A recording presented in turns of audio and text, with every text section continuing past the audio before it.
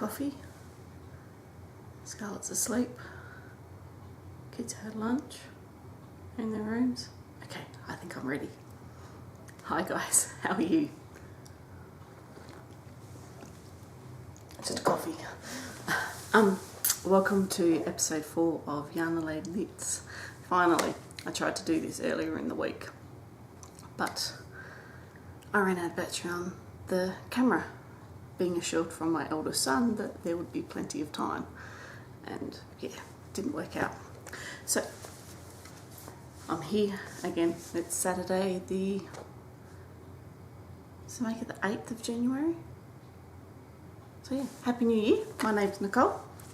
I'm also known as ColarGirl74 on Instagram and ColarGirl on Ravelry, and of course you've got also, there's a Ravelry group called YarnAdelaide Knits Podcast. So I'd love you for all of you to jump on there and join the group and join in the conversation. Almost got 100 members, so I'm pretty happy about that. So yeah, so today we'll have my works in progress. I've got a finished object, and I've got something just sort of the one thing in what tickles my two things in what tickles my fancy and acquisitions. A story about travels to a yarn shop, and something else that I got somewhere else. And then I've got a little bit of guild news and something about the Ravelry group a little bit at the end. So let's get started. My works in progress. So my first one is let me find it on my tablet. I've got what's it called? It's called a Babykina Cardigan. I'll show you on my tablet, by Kids Tricos. It's quite cute. It's a nice little top-down cardigan that can be long sleeve or short sleeve, and it starts, I think, at 3 months to 18 to 2 years. 18 months to 2 years. Oh, hang on. So it says there in the notes 3, 6, 12, and 18 months. So I've previously done a 3-month and a 6-month one, and for Scarlett, my youngest daughter, my only daughter, youngest child, and I'm doing an 18-month-old one. Now, the 3-month-old was a cute little yellow one that I did, and then I did a 6-month-old one, which is a really pale pink cotton, and this one I'm doing now in a purpley mauve. So I love top-down knitting because I don't know, it must be just a mindset of mine. I don't like sewing up, but when I do sew up, I don't mind it. It's just, I guess, the preparation, the effort that you need to go to when you start sewing up. It's not something that you can just take along with you and mindlessly do it. I think it's a little bit more preparation and a little bit more attention to detail when you're sewing up. So I guess that's why I don't like it. You can't just mindlessly knit or mindlessly sew along while you're sewing up as you can when you're knitting. So I've started using Debbie Bliss Amalfi on there. The colour is 32020, which is a nice little, that's probably getting a little bit closer to the colour, a little bit brighter in real life, a little bit more mauvely purple. It is 70% cotton, 15% viscose, and 10% linen, and 5% silk. So it gives that nice sheen, and the silk will give it a bit more strength as well. So yeah, it's a double knit or 8-ply weight, and I'm the pattern calls for, what does it call for? 3mm and 3.5mm needles, but this is quite a heavy 8-ply. So I've started with 3.5mm and then I've gone on to 4mm needles in my Knit Picks Symphony. Can you see them? No, they were Knit Pro. They're now Knit Pro, but when I brought them, I think they were Knit Picks Harmonies. That's how long I've had them now. And now they've changed their name to Knit Pro Symphonies. I know they do that in Australia anyway. I'm not sure what they do. I think they do them Knit Pro as well. So yeah. So just doing the body. It's quite easy and fairly quick. And in the pattern it says to finish off the sleeves first, but I've just put them on some cotton so I can do the body. I think because I was out, it was something that I took in my travels knitting, and I knew the body would be quite easy to do, so that's where I just put the sleeves on some twine or some cotton and did the body. So that's number one. And then I've got my Melisandre socks. Let me just get out of this and I'll pick up that pattern. I tend to have a lot of patterns because I collect magazines. And I think a couple of years ago I talked my husband into buying me a tablet and using it as a storage facility for my patterns that I accumulate. So I don't, and it's more a way that I save on paper and save on storage, because I've got a whole bookshelf, or I did have a whole bookshelf, but then since we moved our house around and made our old lounge room into a fourth bedroom, into a master bedroom, we've had to relocate a few things. So this, the Babykina Cardi that I'm doing, that's a paid pattern. I think it's about €3 or something, so it's not too costly. And this is the Melisandre socks by Kimberly Piper. I'm not sure whether you can really get much of, you can see a little bit of detail. So you get a reflection of the window and seeing out the side door there. Melisandre is the red woman in Game of Thrones.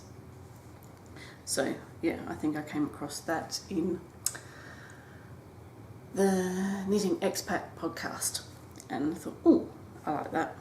And so I downloaded the pattern and this is it here. That's how far I've got. So I also love doing toe-up socks. Again, not much sewing up and not having to concentrate on doing the kitchen stitch. So yeah, there. So I've just started about halfway through the increases for the gusset, the heel gusset, and then I'm about sort of not too far away from turning the heel. Now that you've increased, there's a little bit of pulling, but that's okay.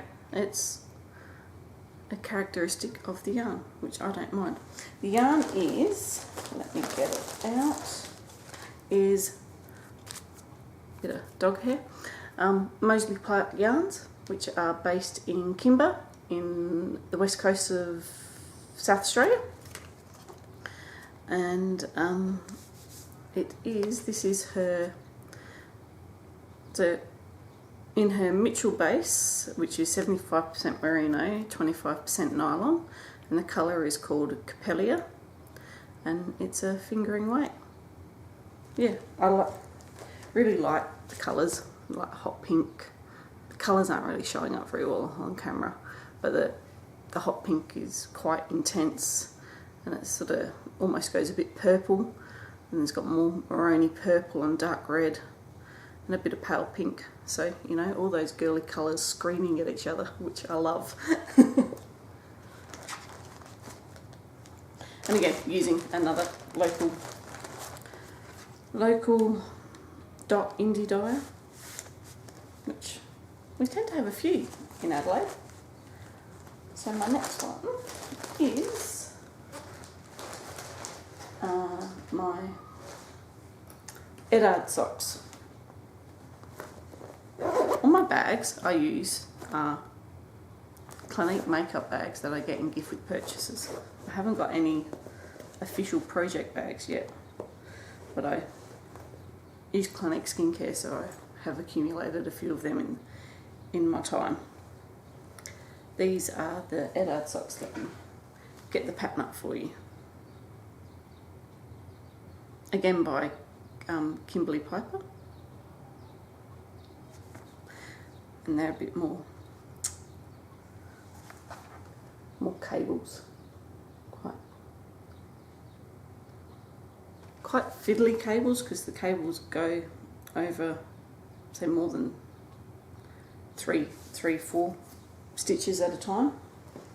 So it can be a bit stretchy and a bit tight. And I've lost, little dog hair's tickling me.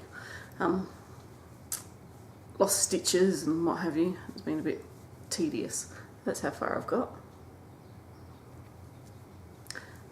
And sorry, my Melisandre socks are knitted on my 2.5mm 6-inch double pointed needles from Knit Pro, and these Edard socks are on the 2.25 or 2.25s. I think I like 2.5mm, but I started them before I started these, and they might have been perhaps a bit easier to knit with, to deal with if I had done them on 2.5s. And then I've got a couple of little stitch markers that I got as a Christmas gift from my friend Trish. She's from H&T Studios, which is a little Etsy shop on Etsy. She's the T, of course, and they do project bags, and Trish does a heap of what are they? Stitch markers. Woohoo! And yeah, they're quite cute. They got a little. She asked us when we had our Christmas breakout, because she goes to my Monday night knitting group at the Modbury Hotel, and she asked what's her favourite colour, and mine's red. So I got ones with a little red diamond, little red bead in them, which is quite cute. So the yarn is you can see all the dog hair on there. I've just got a border collie at Christmas, or just after Christmas.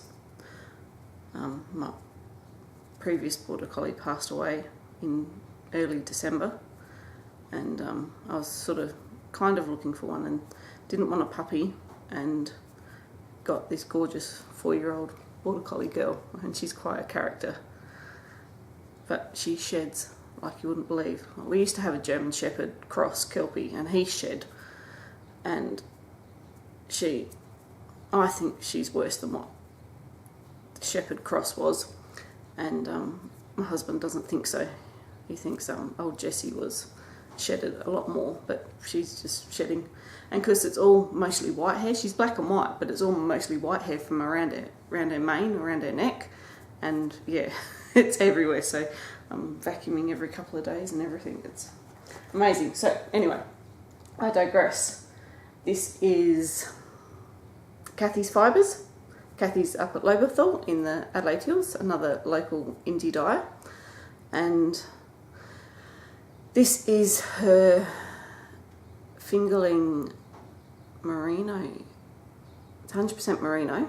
I misplaced the tag, and the colour is called Heath, so it has some blues and sort of a bluey grey green and some browns. It's quite nice. It knits up quite nicely. Her dye placement in her yarns that she uses for her variegated yarns is quite nice.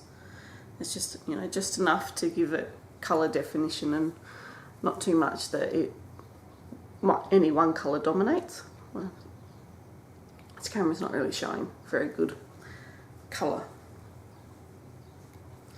But yeah, and so that's that one.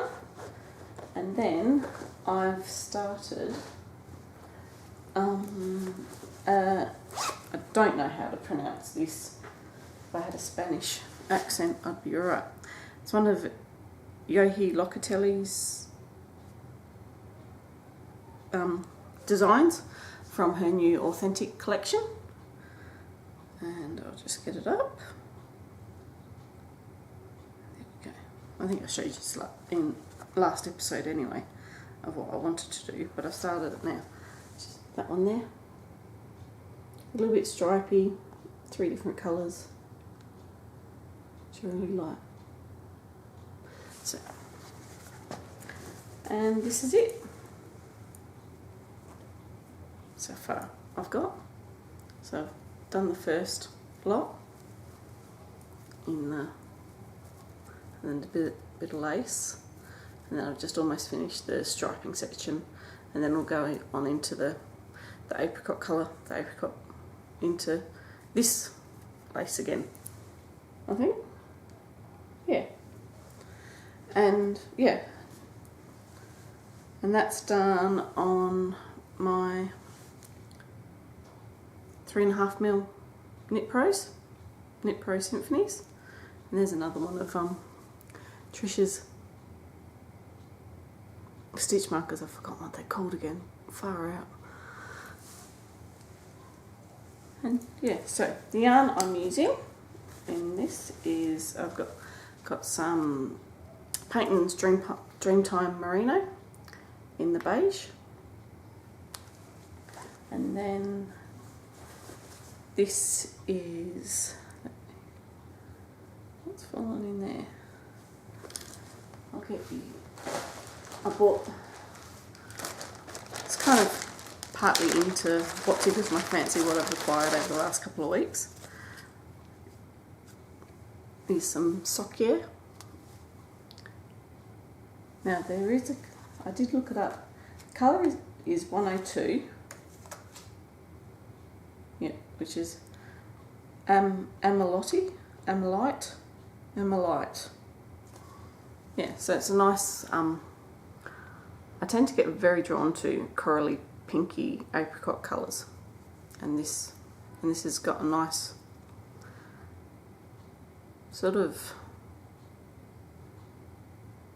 almost tweedy look. It doesn't have different colour flecks through it, but it has lighter colours. So yeah, so that one is in there, and then the bottom will be the Paints Dreamtime Merino, but in the charcoaly dark grey. I was going to do it in a stranded in Oz colour, which was a dark bottle green, almost looked black, but I thought this went to it because it sort of has that tweedy look like this one does in it, so I thought they went together a bit better. So yeah, and I think that's it for my works in progress. And then that's what I forgot to get. I've got to go get my Zaria shawl. I'll be back in a minute. My finished object for this fortnight, this episode, shall we say, is my Zaria shawl. It's a bit wider. It's a asymmetrical shawl, so it's shorter on this side and quite long on that side. So how I plan on wearing it be something like this. In winter, of course. It's a bit warm today. It's about 30 odd degrees outside.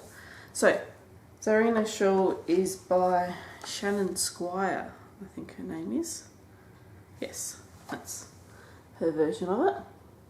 It's from nitty.com and from winter 2013.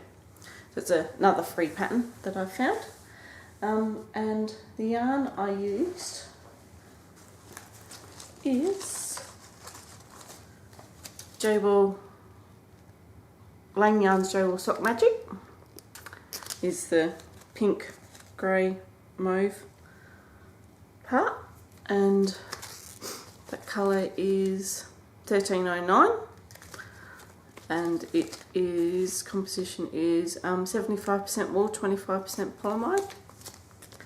And then the charcoaly grey is again the Paintings Dreamtime Merino. I think I got about 4 or 5 balls of it, so it's getting used quite well. Yeah, I'm really happy with this. You've seen another finished object of this pattern that I knitted for my mum for Christmas. I think I also, in this one, I did a little bit more here, and maybe even a little bit more here because I wanted it a bit bigger. So I kept increasing until it fit in another pattern repeat, I think. And I used slightly bigger needles, which I think I used 3.5s, because I used in the pattern that it specified, I used the yarn, but I found it was a bit tight and I wanted it because it was going to be a scarf shawl. I wanted it to be a bit more drapier. So yeah, I'm really happy with it, and hopefully I can coordinate some clothes to wear with it in winter. So yeah, that's my only finished object this time around. Hopefully next podcast I will have something else, being that I've got to cut, 1, 2, 3, 4 works in progress. Hopefully one of those will be finished. Okay, so what tickles my fancy? Monday after Christmas, I went to visit my mum. Yeah, speaking of which, I hope everybody had a great Christmas and a good New Year. I haven't really celebrated New Year's for about 10 years now, having children. It's just been a bit meh. I'm going to bed. I think I was in bed before midnight. I made it to about 11 o'clock this year. So yeah. So anyway, because on New Year's Day we went and picked up Kitty, the dog. So yeah, we had stuff to do. And so anyway, on the Monday after Christmas, I went to visit my mum in Snowtown, which is about an hour and a half northwest of Adelaide. And it's kind of sort of on the coast, sort of ish on the coast. It's not too far from the coast anyway. And inland east of Snowtown is Clare. So the whole reason why I was going up to see Mum was that I wanted to go to Clare to visit Knit Spin Weave, Tracy at Knit Spin Weave. She's recently opened up a yarn store in Clare a few months ago, back in October. So I'd been communicating with her on Ravelry and said that Mum lives not very far away, that I'll definitely come up and visit and have a look. So I finally was true to my word. So instead of going to Mum's at Snowtown first, we decided otherwise we just procrastinate and it gets later in the day and then it doesn't happen. So I said to Mum, we'll meet you at Clare. So we drove to Clare and then went to Mum's. And it was interesting because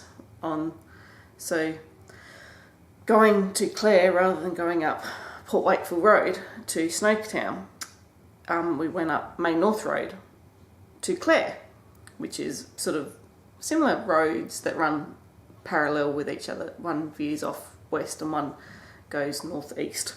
It ends up going east to Renmark and what have you, going up Main North Road. So travelling up to Clare, we got to see the eastern side of where the pinery bushfires burnt out, which was quite interesting and very devastating because there wasn't that much, or from my perspective, from what I saw, probably because it was all burnt out, but it's a lot of grazier areas and crops and what have you, so it must have just burnt all the 2-foot stubble from crops from when they've just had their reaping season and that. So yeah, it was all the stubble and the crop stubble on the ground that was preserving the topsoil. Yeah, and that must have all just burnt because it would have been nice and dry for it, and yeah, it would have and it was blowing its guts out for those few days where it had those fires on. So yeah, because there'd be just quite barren, nothing paddocks, and then there'd be fences and tree-lined fences, and the trees would be all burnt, and yeah, and it's like, wow, went through that paddock and got to those trees that are in the middle of a 100-acre paddock that you can't, that is only has a tree line of trees along the fence line, and they're all burnt. Yeah, it was quite amazing. And then on the way home, we kind of go, on the way home from Mum's in Snowtown, we go down Port Wakefield Road, but we go through Balaclava and Malala, which was on the southern, I suppose, from the pinery bush, would have been on the southern side of it. So we sort of ended up unintentionally doing a circumference of, or did this almost the round loop of where the pinery bushfires were. So that was, and it was a pretty big area and quite devastating, and saw a couple of burnt out houses, which is quite unimaginable and quite frightening and sad all in one. It's not good, and yeah, and yes. So anyway, on a brighter note, I went to Knit Spin Weave and saw Tracy, and that's where I got 2 skeins of this yummy sock yarn, which is coincidentally, Tracy was telling me, I think she was one of the first retailers in Australia that has got Coop Knits, which is by Rachel Coopy, I think, which is related to the Fibre Spats yarn. I think it's her daughter. So yeah, and it's really nice and squishy, and yeah, a little bit finer than, say, the 4-ply that I'm knitting the Juji from Yohi shawl in, but very nice as well. And they do it in 50-gram skeins, so I've got 2 of those because I needed 400 odd metres or something for the shawl. So yeah, but in saying that, what was really nice and generous from Tracy is that she donated some goodies to be raffled off at the Hand Knitters Guild, which I'm pretty stoked about. Which she donated some beautiful Fibre Spats 4-ply superwash merino, which is a nice brown, semi-solid browns. It's really nice. It goes a bit lighter there, and it's quite dark, reddy browns with some little 2.5. They're a little bit, they 5 inch? 5 inch, I reckon they're about 5 inch because my ones are probably about a little bit longer. 5 inch sock needles, which have five needles in there. And then with a cute little project bag that Tracy had done herself, which is Tracy and Knit Spin Weave. So if you're ever up in Clare, go have a look. She's open most days. I can't remember what days. And even if you messaged her on Ravelry, so I'm going to be up that way. And she's on Facebook, Knit Spin Weave, and she's on Instagram, Knit Spin Weave, I think, as well, or Spin Knit Weave. And she has a Ravelry group, and then she's Knit Spin Weave on Ravelry as well. So yeah, it's quite, they go really nicely together. Come on, little. Yeah, thought that was really cute. And that will be raffled off at the guild. I'm not sure. I'll discuss with the committee and I want to do something special for that as a, I don't know whether we have a knit along as such, and just whoever we have it, say a month or two of knitting socks, or no, because not everybody knits socks. Maybe if we do something like finished objects from, say, from 1 month, from one meeting to the next, and everybody that has a finished object gets a ticket, and then we draw a ticket out, something like that. So it incorporates everybody that are members of the guild. So yeah, I was pretty happy with that. And then I went, talking about something, other things that I tried. Another guild sponsor is Melissa from Stranded in Oz. She is at every weekend at the Fisherman's Wharf Market at Port Adelaide, and I went down there. The boys like to go down there because there's a lot of second-hand stuff, and they like comic books and superheroes and gaming and all that sort of stuff, so they like going having a look around there because there's a lot of second-hand places that sell bits and pieces of that, and Pokemon cards and what have you. And I got some, how do you pronounce it? Colonette Jitterbug was in one of her bargain bins, which I quite fancied. There was some other greeny colour, alpaca and sock yarn and 4-ply. That was really nice, that I wished I had got. So yeah, I'm not sure what I'm going to do with that. I might incorporate that with another multicoloured shawl and pick up the reds, because I've got some solid red, or even the tealy colour there. Don't know, I might have to open it up and cake it up and see, get a true look at what the colours are in there. So yeah, I'm pretty happy with that. And again, Knit Spin Weave, Stranded in Oz, Yarnarama, Barb Sew and Knits, 1, 2, 3, and the Highgate Needle Nook, all sponsor the Hand Knitters Guild and give 10% off purchases at each of their stalls. What am I going to say? Knit Spin Weave and Barb Sew and Knits and Highgate Needle Nook are all shop fronts or retail stalls. I'm not sure about Yarnarama is online, but she also goes to a lot of markets and what have you around Adelaide. You'd have to have a look on her website to see where she's going to be, or on her Facebook site. And Stranded in Oz, of course, is at the Fisherman's Markets on the weekends, and she has a great website as well.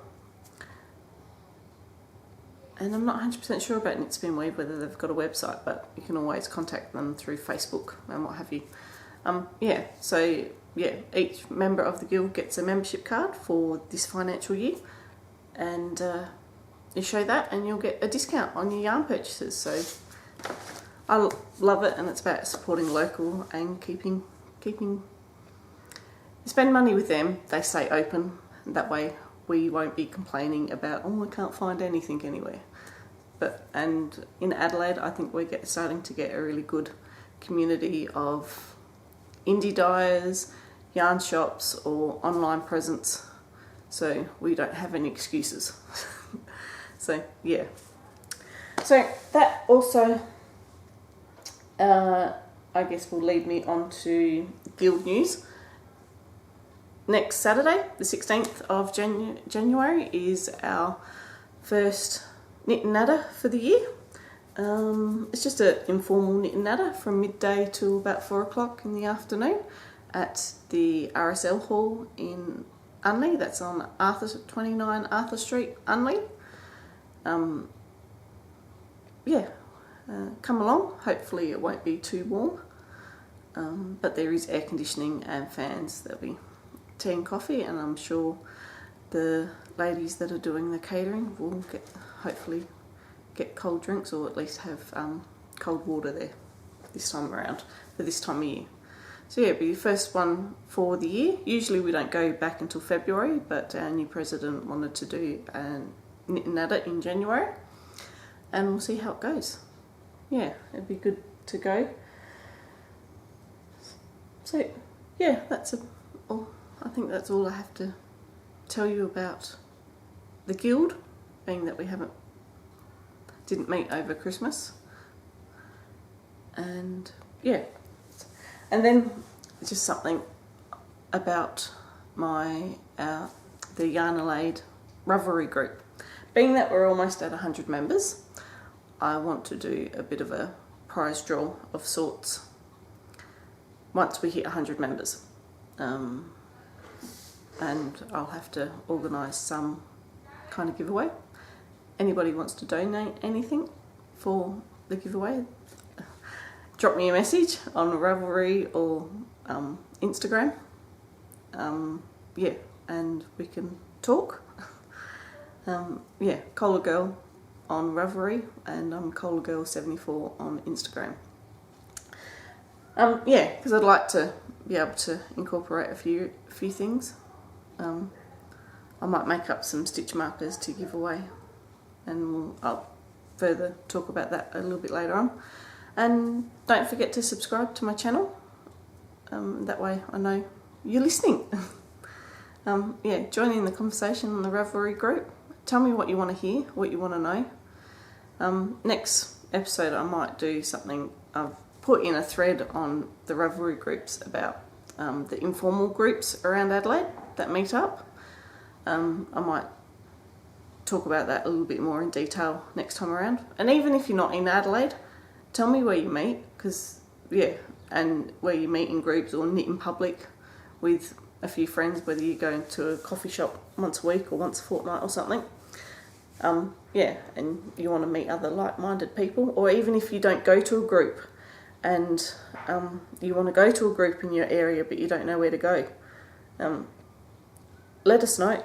We might be able to hook you up. I know there was I can't remember her name, but there was a girl in the Barossa looking for somewhere to meet, and we hooked her up with a Tanunda group that meet in the bakery in Tanunda. So yeah, so there are many groups out there, and yeah, and they're great because the informal chat, and you talk about what you like and what you don't like, yarns that you've used and what you don't like, or patterns that you've used, and yeah, we're all, you know, what we know. And even from the very beginner to the quite experienced hasn't experienced what perhaps you've experienced. So you can always teach an experienced knitter something about what you've learnt along the way.